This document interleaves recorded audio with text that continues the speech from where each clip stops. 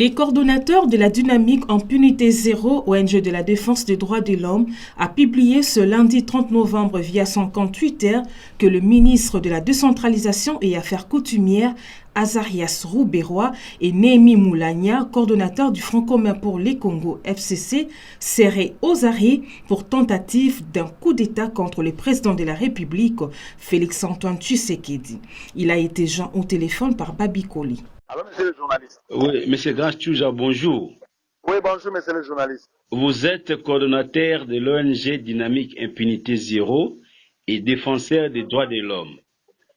Vous avez tweeté via votre compte que le ministre de la Décentralisation et Affaires coutumières ainsi que l'honorable Néhémie Moulania, coordonnateur du Front commun pour le Congo, seraient aux arrêts pour tentative de coup d'État. Est-ce que vous confirmez cette information? Mais bien sûr, c'est mon tweet.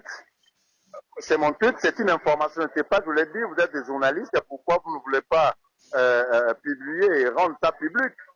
Mais il est vrai qu'il y a peut-être des secrets d'État, des choses qui font que jusque-là, le service attitré ayant mis la main sur ces acteurs politiques ne veulent pas que l'information soit rendue publique. Ils savent c'est à quoi ils sont en train de faire, ou ce qu'ils sont en train de faire.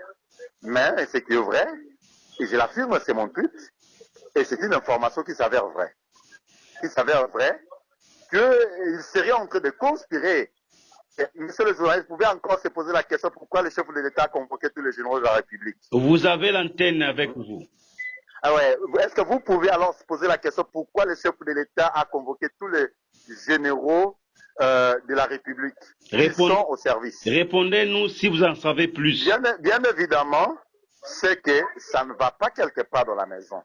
Et si ça ne va pas, monsieur le journaliste, il faudrait retenir que le chef de l'État, au plus haut sommet de la République, ou au plus haut sommet de l'État, il y a des informations qu'ils sont en train de garder, comme j'ai toujours dit.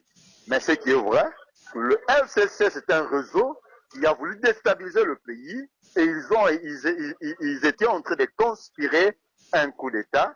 Et preuve en est que Barnabé n'était utilisé comme un tremplin pour rendre public ce qui était dans le noir.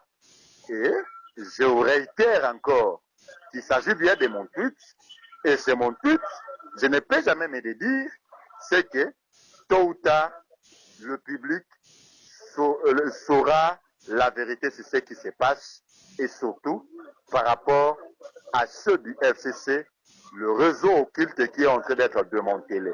Et il faut se poser la question, pourquoi le membre du FCC, les amis même de Néhémie, ceux qui soutiennent Azarias Rouberois, ne veulent pas monter au créneau pour dire que ce sont des mensonges, et pourquoi ils ne veulent pas réagir? Quelque chose ne va pas. Il est vrai que Gratouza, quand il dit quelque chose, c'est une vérité. Donc, à ce stade, nous pouvons dire que la République ne va pas bien. La République ne va pas bien parce qu'il y a ceux qui ont voulu faire de cette République un village à eux. Ceux qui ont voulu déstabiliser le chef de l'État, M. Félix Tshisekedi. Et en violation de loi de la République. Alors, la justice, tôt ou tard, pourra faire son travail parce que c'est l'impunité zéro qui doit être en marche. Nul n'est au-dessus de la loi, ni Néhémie, ni Azarias Rouberois, ni Moïse Nyarugabo, ni Joseph Kabila. Nul n'est au-dessus de la loi. Et maintenant, c'est l'heure de la justice. Monsieur Gratouza, nous vous remercions pour votre disponibilité. Non, c'est moi qui vous remercie, monsieur le journaliste.